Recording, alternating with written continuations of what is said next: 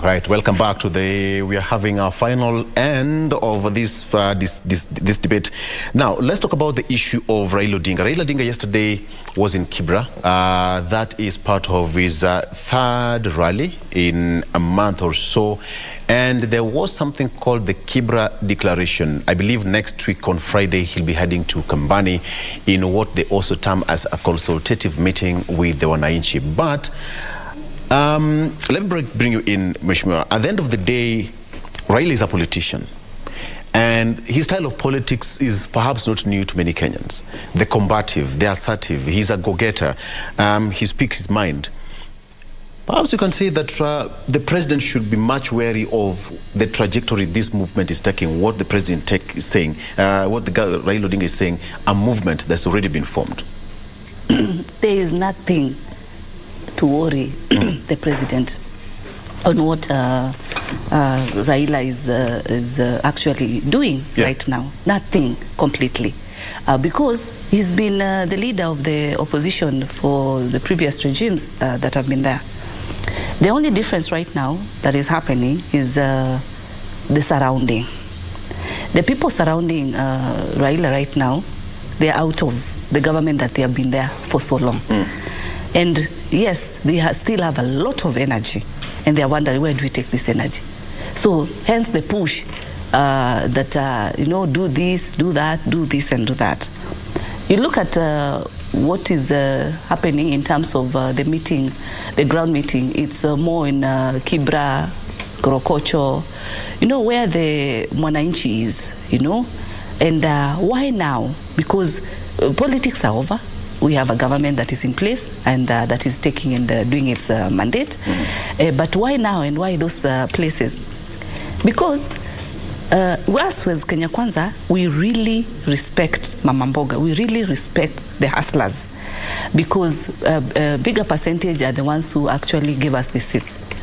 And now the opposition has realized that the Mama Mboga is impactful. The hustler, the vijana, the youths, they have a say, okay? And so they are going back to them to cry to them, instead of seeing how to work around and ensure that these youths are getting jobs. Not that these youths, the job that you're giving them is a payment that you're giving them when they go and throw stones and or when they go and shout. Because you look at when these rallies are happening, it's during the day. It's it's a normal working day. But that's when they're marshaled, they're there. Because of the disadvantage they have in terms of maybe the lack of the opportunity. But should the same leaders be still taking them again? Are they going to take these young people 5 years again through the same issues? It's not the way to go. So there's nothing to worry completely. This is just a tactic, but it's completely not as politicians working. Really don't have time, because this is exactly what happened in 2017. Immediately after election, it was all campaigns.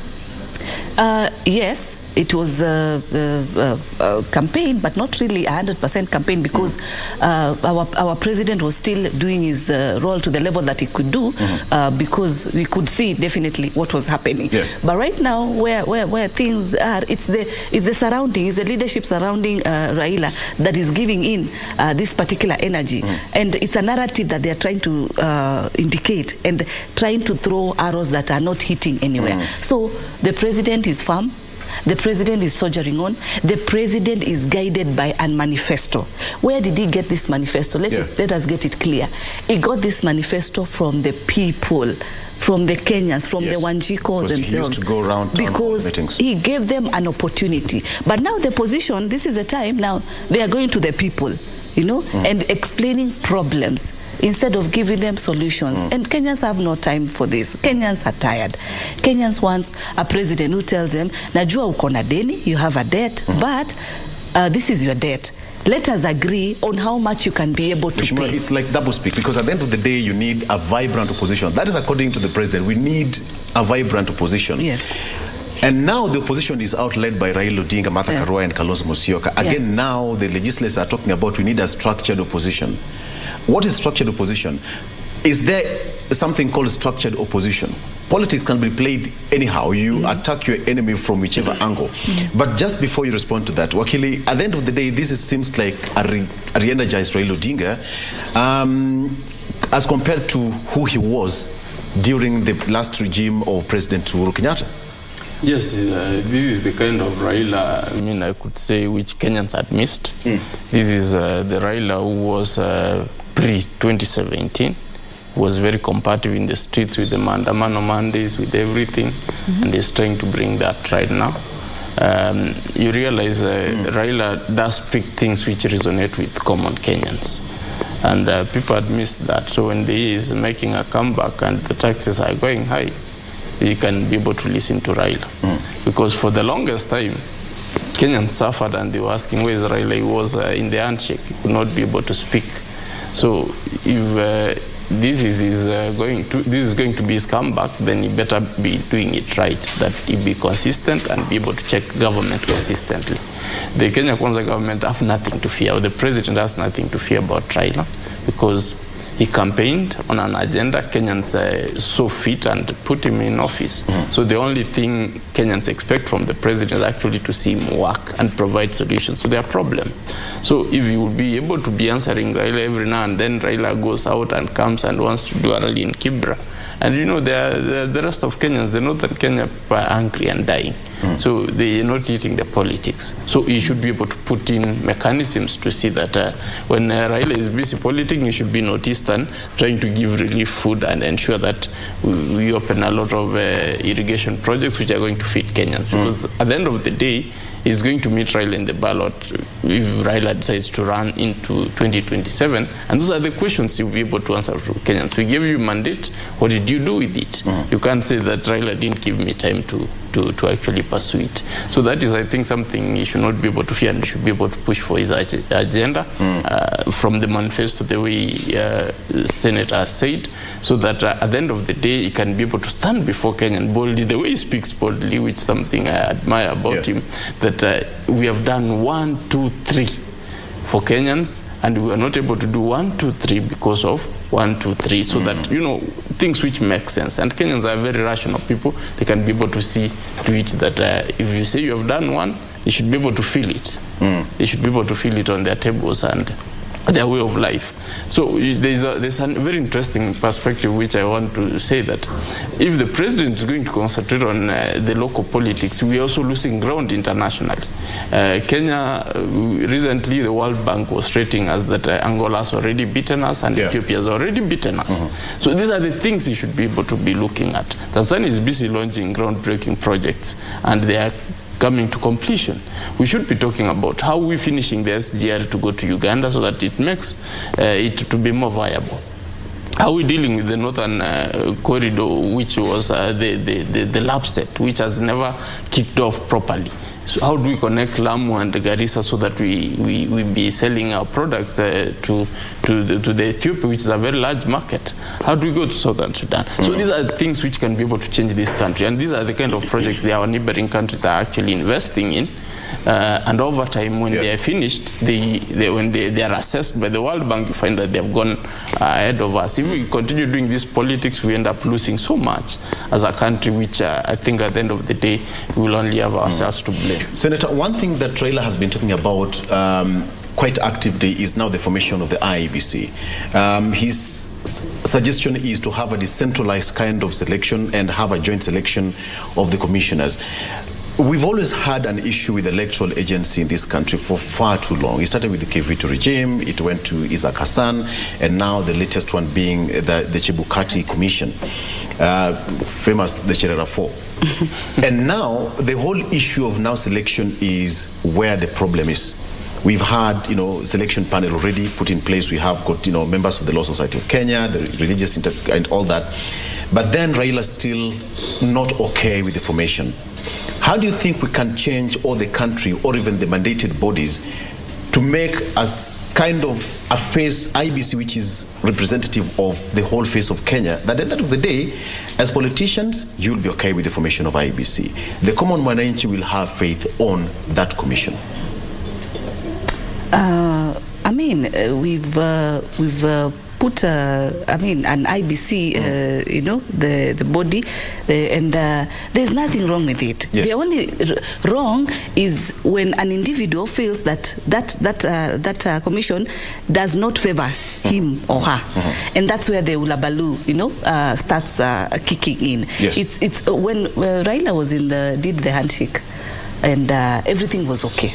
Okay, but right now where things are is where we are ready as Kenya Kwanza, because anything that we shall do will always be taken by the opposition in the negative narrative, as long as they want to put it like that. So just to take you back a bit and to say that this thing that Raila is doing, he has been doing it even during the Kibaki's government, the Uhuru's government, and whatever he's doing right now in Ruto's government. This is a game that he has been playing and expecting some results. So there is nothing new. And so even on the IEBC factor, he's already envisioning. And so he will always look at where to hit, even if the structures are okay, even if the system is just right. I think I'm right. During the ODM nominations, they had a system, okay, and it was a good system, okay, during that process. So there was embracement of a good system. So how comes right now when we are focusing on a system that will be able to constitute of a technology that people will be able to, you know, vote even from wherever they are in future, because we are going digital as a country. Why is it now not favoring you? Okay, then why are you worried? Why are you throwing in fear? And we are still in the But what process. do you think that IBC should look like come 2027? That body itself.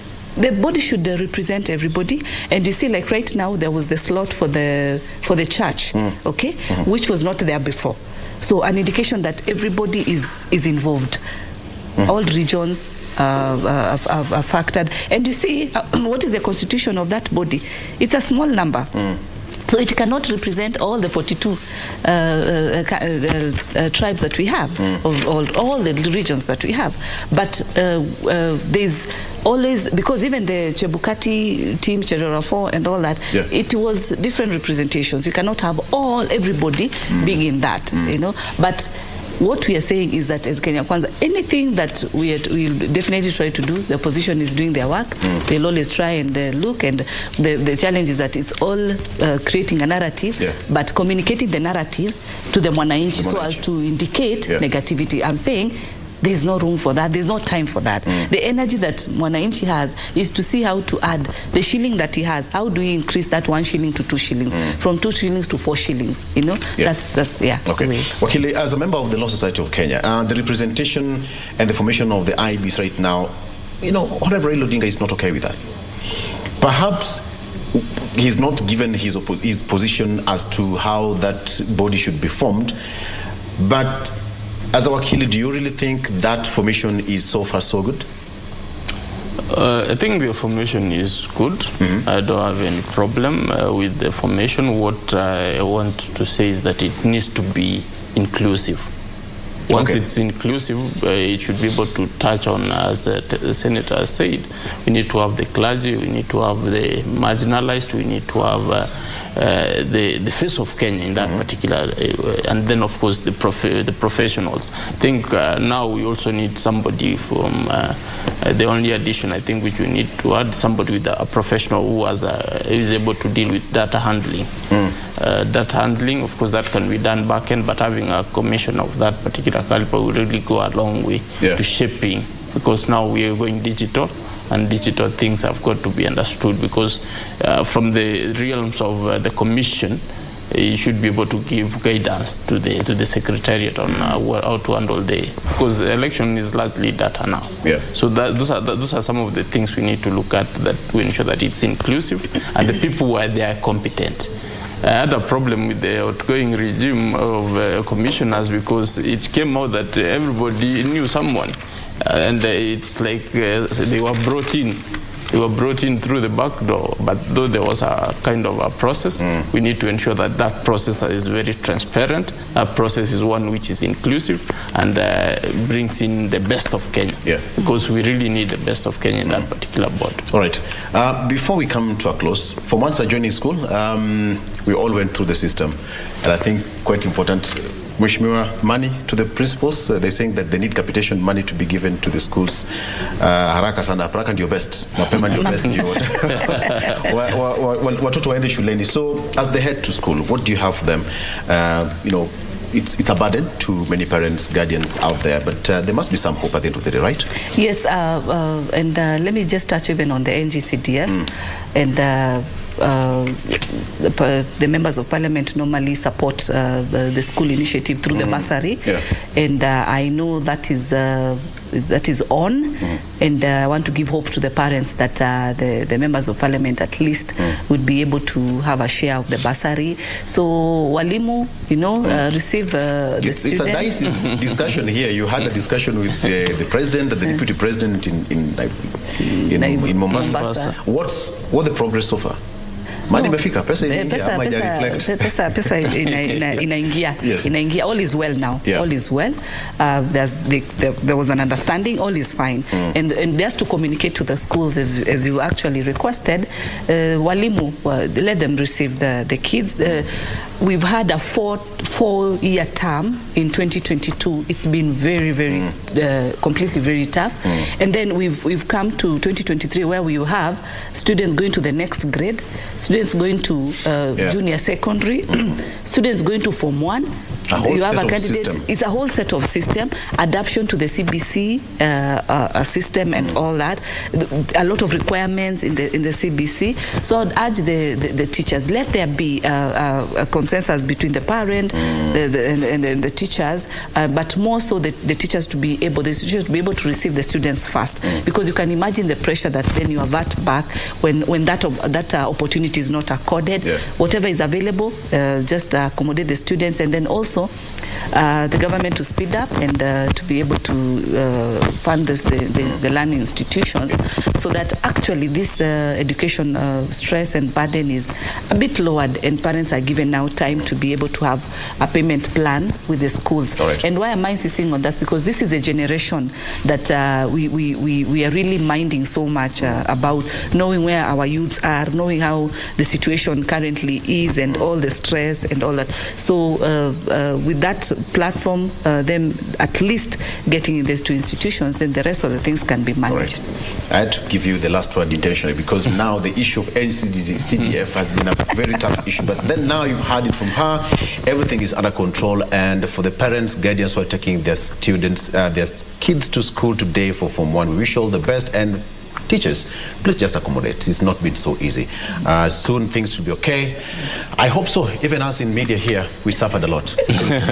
But hey, we have to do this. All right. Tabitha, Mutinda, thank you so much. Nominated Senator, thank you for coming over. And Wakili Gibson, Gisore, thank you for coming. Somebody said that you run for an office. I don't know which office. Law Society of Kenya. You should. An office is an office. I don't know which one. You should. Okay.